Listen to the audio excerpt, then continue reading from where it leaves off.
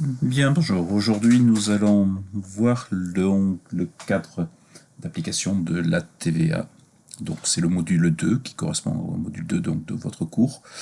Et nous allons aborder successivement la question du champ d'application, de la TVA collectée, de la TVA déductible et de la TVA payée, les holdings faisant l'objet d'un développement séparé.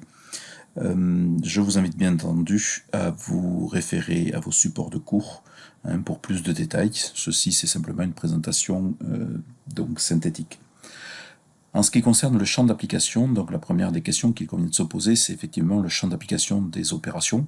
Autrement dit, est-ce que mon opération que je réalise est dans le champ d'application et concernée par les textes de la TVA?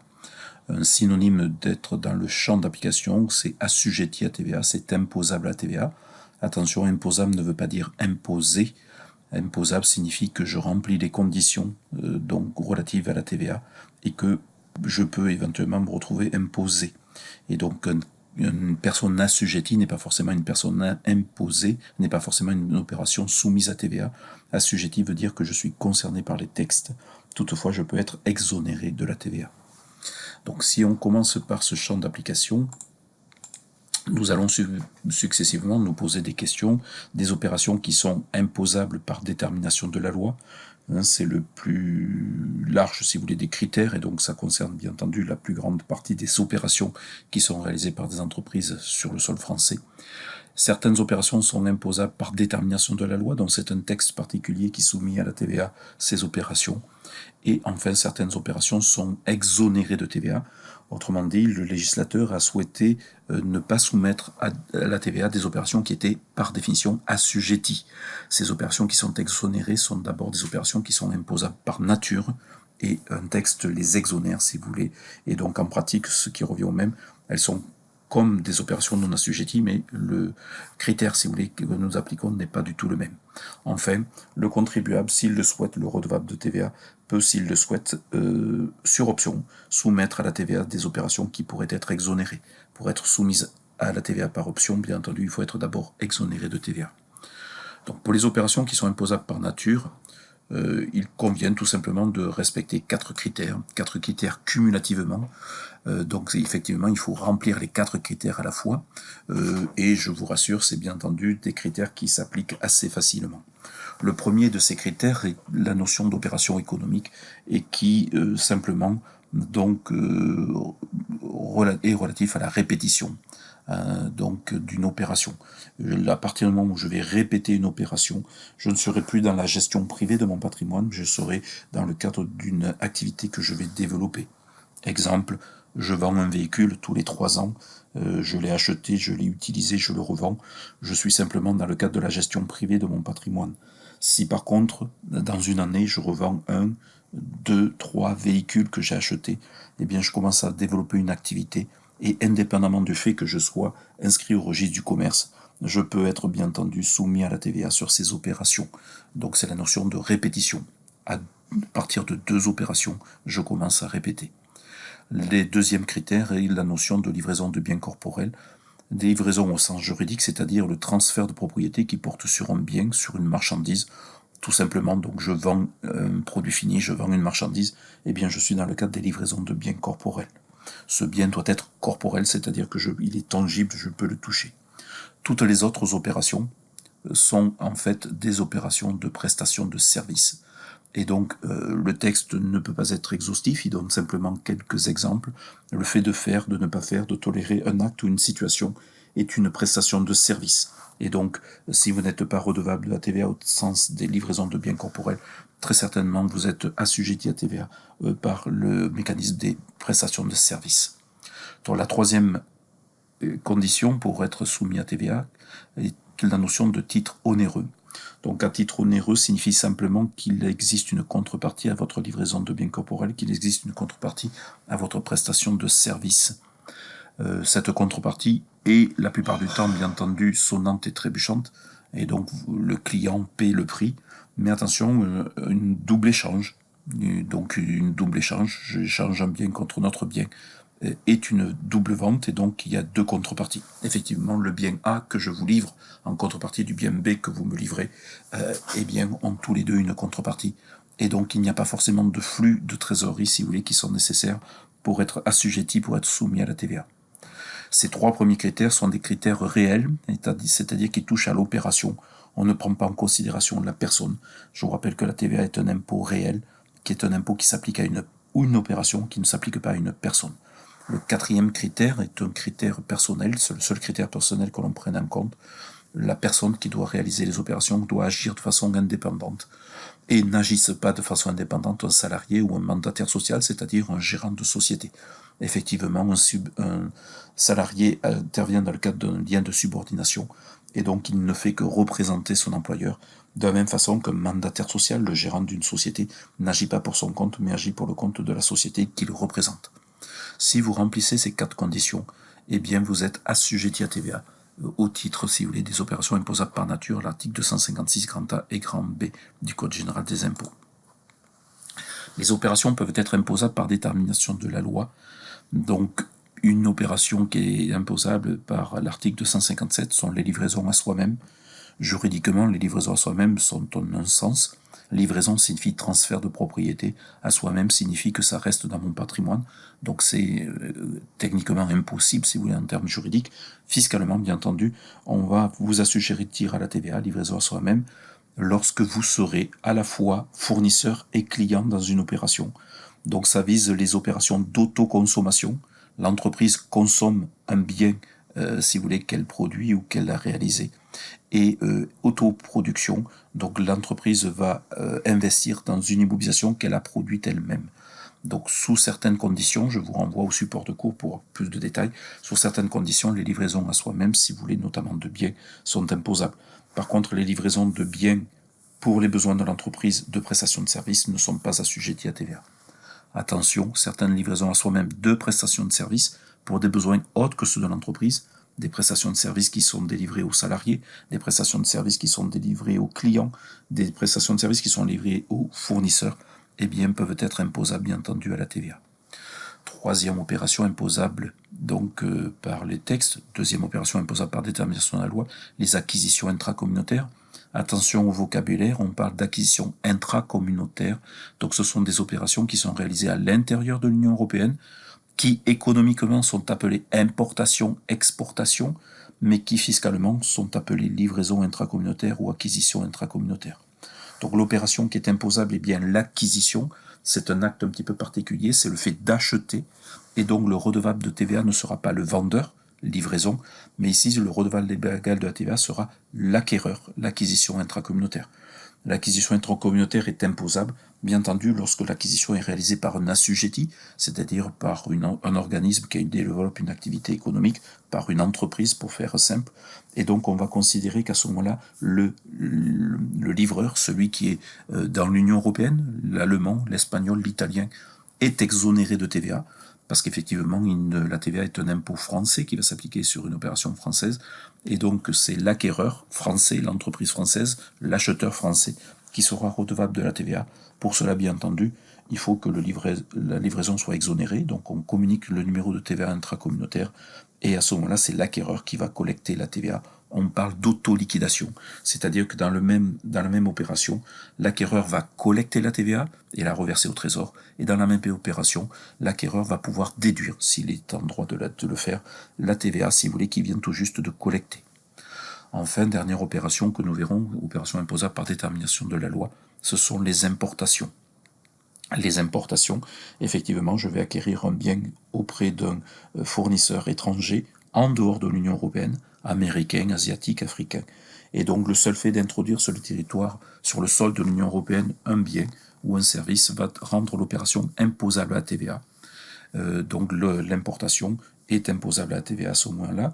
Mécanisme de droit, c'est lors du dédouanement, lorsque le bien passera le passage en douane. Exceptionnellement, l'importation peut être imposable par un mécanisme d'auto-liquidation, c'est-à-dire qu'on ne paiera plus la TVA à l'importation au moment du dédouanement, mais sur une déclaration de TVA. Il faut que pour cela, les entreprises remplissent certaines conditions et en fassent l'option. Donc, opération imposable par détermination de la loi. Certaines opérations sont exonérées. Quelles sont les opérations qui sont exonérées? opérations qui sont exonérées pour des questions de territorialité. C'est le pendant de ce que nous venons de voir. Une livraison intracommunautaire, je suis français, je vends à un assujetti allemand, espagnol, italien, eh bien l'opération que je réalise sera exonérée en France, puisqu'effectivement l'opération sera imposable au titre de l'acquisition en Allemagne, en Italie ou en Espagne. Deuxièmement, nous venons de le voir, les exportations, les biens qui ne sont pas consommés sur le territoire français ne sont pas bien entendu imposables en France, mais seront imposables aux États-Unis, en Amérique, en Afrique ou en Asie, si des régimes de TVA existent à ce moment-là. Certaines opérations particulières sont exonérées, donc les activités médicales, donc toutes les activités je parle bien des activités, on ne parle pas des biens. Donc des médicaments ne sont pas exonérés a priori de TVA, des appareils médicaux ne sont pas exonérés de TVA, ce sont les activités qui sont exonérées de TVA. Ces activités sont exonérées de TVA à partir du moment où elles sont visées par le Code de la santé publique. Donc un médecin, un spécialiste, un kiné, un infirmier, une sage-femme sont exonérés bien entendu de TVA. Les activités d'assurance sont exonérées de TVA, donc la prime d'assurance que vous recevez de votre assureur pour votre véhicule, pour votre habitation, est exonérée de TVA. Attention, elle est soumise à une taxe, c'est une taxe sur les assurances, mais il ne s'agit pas d'une TVA. Les activités d'enseignement, donc diplômants, le primaire, le secondaire, l'enseignement supérieur, qui donne lieu, si vous voulez, à un diplôme, sont exonérés de TVA. Exemple, sur vos droits de scolarité à l'université, vous n'avez pas à quitter de TVA puisque l'université est exonérée pour ses activités d'enseignement. Attention, si l'activité d'enseignement ne donne pas lieu à un diplôme, exemple, je passe le permis, c'est bien une activité d'enseignement, mais ce n'est pas un diplôme, eh bien l'activité d'enseignement n'est pas exonérée de TVA. À ce moment-là, le prestataire doit collecter de la TVA sur ses activités d'enseignement. Enfin, certaines opérations bancaires et financières sont exonérées. Pour l'essentiel, ce sont les activités de financement, les prêts bancaires, donc les intérêts, si vous voulez, sont exonérés de TVA. Il n'y a pas de TVA lorsque je demande des intérêts à mon client. Certaines opérations sont exonérées pour les organismes sans but lucratif. Donc elles sont assujetties. Une association loi 1901, contrairement à une idée répandue, est bien assujettie à TVA. Je n'ai pas dit qu'elle collectait la TVA, je dis qu'elle rentre dans les conditions, si vous voulez, d'assujettissement de la TVA. Par contre, il existe de nombreuses possibilités d'exonération. Donc ces possibilités d'exonération sont liées, si vous voulez, à une gestion désintéressée. Donc on parle bien d'associations ou de structures sans but lucratif et non pas lucratives sans but, comme il peut malheureusement en exister. Donc si la gestion n'est pas désintéressée, il n'y a pas d'exonération, si vous voulez, qui tienne à la structure de l'opération ou à la structure de la personne juridique qui réalise l'opération. Et par contre, on va regarder si la gestion est désintéressée, si l'association concurrence le secteur commercial.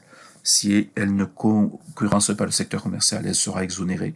Si par contre l'association exerce son activité dans des conditions du secteur commercial, les règles des 4 P, le produit, le prix, le public et des prestations, si vous voulez, donc de publicité, eh bien à ce moment-là, l'association peut être soumise à TVA sur ces opérations. Un seuil particulier, une franchise pour les organismes sans but lucratif. La franchise de TVA est augmentée, si vous voulez, donc aux alentours de 63-64 000 euros. Si vous voulez, donc ça signifie que concrètement, une association n'a pas besoin de collecter de TVA dans la limite de ce chiffre d'affaires. Ensuite, pour simplifier les opérations des entreprises, des organismes, l'État, le législateur, a souhaité instaurer une franchise, donc une franchise en base. Ce n'est pas une exonération à proprement parler, mais les conséquences sont les mêmes qu'une opération, si vous voulez, qui est assujettie à TVA. Eh bien, pour les livraisons de biens corporels, je ne dois pas dépasser 85 800 euros. C'est depuis le 1er janvier 2020 jusqu'au 31 décembre 2019, le seuil était à 82 800 euros. Et pour les prestataires de services, le seuil vient de passer à 34 400 euros. Jusqu'au 31 décembre 2019, il était de 33 200 euros. Je peux éventuellement rester en franchise de TVA. Vous le voyez, je vous renvoie au support de cours. Si éventuellement je dépasse un petit peu, sans trop dépasser, jusqu'à 94 300 euros, jusqu'à 36 500 euros pour les prestataires de services, si dans la mesure où l'année précédente de mon dépassement, si vous voulez, j'étais inférieur aux limites, si vous voulez, correspondantes. D'accord. Et puis, certaines opérations sont exonérées de TVA pour les locations immobilières, donc un secteur important. Pour les locations immobilières, on distingue 2 cas. Votre location est à usage d'habitation. Eh bien, l'exonération est automatique sans possibilité d'option. Donc, il n'y a pas de TVA collectée sur les loyers à usage d'habitation. une exception, bien entendu, si vous développez des opérations ou des prestations hôtelières, eh bien à ce moment-là, vous ne serez pas exonéré. Pour cela, il faut remplir 3 des 4 critères. Vous proposez un accueil. Cet accueil peut simplement, si vous voulez, être un automate sur lequel vous récupérez, si vous voulez, un code pour entrer dans votre chambre. Vous devez proposer une prestation de restauration, petit déjeuner, déjeuner, souper.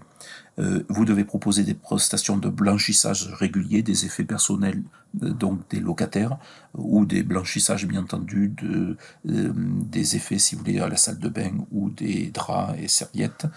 Et vous devrez proposer des prestations de nettoyage régulier bien entendu de la chambre ou de la suite si vous voulez dans laquelle se trouve votre locataire. Si vous proposez 3 de ces 4 critères, vous êtes en fait un hôtel et à ce moment-là, vous n'êtes plus exonéré. Donc, bien entendu, sont visés les hôtels, sont visés les chambres d'hôtes qui ne sont pas exonérés de TVA. Si par contre, votre location est à usage professionnel, autrement dit, la destination de l'immeuble n'est pas à usage d'habitation, à ce moment-là, il est à usage professionnel. On distingue les locations qui sont aménagées ou pour laquelle le locataire, pardon, le bailleur participe au résultat de l'activité du locataire. À ce moment-là, il n'y a pas d'exonération. Donc si vous louez un local avec du matériel, si vous louez un local avec du mobilier, il n'y a pas d'exonération qui tienne. Enfin, si vous louez à usage professionnel, que votre location est nue, l'exonération est de droit. Toutefois, le bailleur peut, s'il le souhaite, s'il y trouve un intérêt, opter pour le paiement de la TVA. Quatrième donc situation, nous avons des opérations qui sont soumises à TVA par option. Donc la première des questions qu'il convient de se poser, c'est l'intérêt de cette option. Bien entendu, à partir du moment où vous optez, eh bien vous remplissez les conditions, si vous voulez, des opérations qui ne sont pas exonérées. Autrement dit, vous êtes un redevable de TVA, vous devez collecter de la TVA, mais pendant de cette TVA collectée, eh bien vous êtes en droit de récupérer la TVA. Et donc l'intérêt de cette option, c'est qu'effectivement vous pouvez exercer vos droits à déduction. Notamment, vous pouvez exercer vos droits à déduction sur vos charges, vous pouvez exercer vos droits à déduction sur vos investissements. Et donc c'est souvent le cas lorsqu'un redevable de TVA a, si vous voulez, des investissements importants, il peut être intéressant pour lui d'opter, donc notamment en matière d'immeubles. Donc, qui peuvent opter? Eh bien, notamment peuvent opter les bailleurs d'immeubles nus à usage professionnel. Donc, je vous renvoie ce que nous venons de dire sur les locations immobilières. Et puis, bien entendu, les opérations en franchise de TVA. Voilà, donc présenter, si vous voulez, le champ d'application de la TVA. Dans une prochaine vidéo, je vous présenterai, bien entendu, les conséquences de la TVA collectée à partir du moment où vous êtes soumis à la TVA. Toutefois, j'attire votre attention, dans les supports de cours, vous pouvez récupérer, bien entendu, un petit schéma sur ces locations. Donc, si vous regardez, voilà, vous retrouverez, si vous voulez, donc les opérations qui sont dans le champ d'application, soit par détermination de la loi, ça signifie que votre opération est soumise à la TVA, soit des opérations qui sont assujetties par nature, en remplissant les 4 conditions. À ce moment-là, vous pouvez être exonéré ou non exonéré. Dans le premier cas, votre opération sera soumise, votre opération sera non soumise à TVA si vous n'exercez pas votre option. Et puis, il y a des opérations qui sont hors champ d'application de la TVA. De la même façon, vous trouverez donc un petit schéma sur les locations d'immeubles à usage d'habitation ou à usage professionnel, tel que nous venons de le voir. Rendez-vous dans une prochaine vidéo.